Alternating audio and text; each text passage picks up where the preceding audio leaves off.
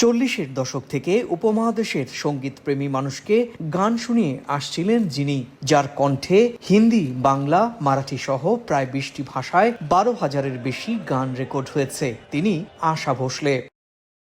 রোববার ৯২ বছর বয়সে শেষ নিঃশ্বাস ত্যাগ করেন এই কিংবদন্তি শিল্পী। তার প্রয়াণের খবরে গোটা সঙ্গীত মহল ভেঙে পড়ে শোকে।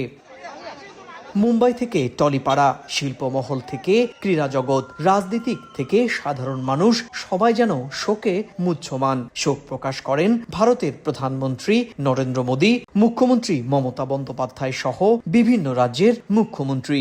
আমরা ওনাকে হারিয়েছি, আমরা শুধু নয়, পুরো পৃথিবী ওনাকে হারিয়েছি। অতীতের সেই আর.ডি. বর্মনের সময়কার গলা এখনো যেন ৯২ বছরেও তার জন্য সেই গলার সেই প্রাণোচ্ছল সেটা আমরা দেখতে পেতাম। একটা নক্ষত্র খসে পড়লো, আমাদের এটাই হচ্ছে মর্মাহত আমরা।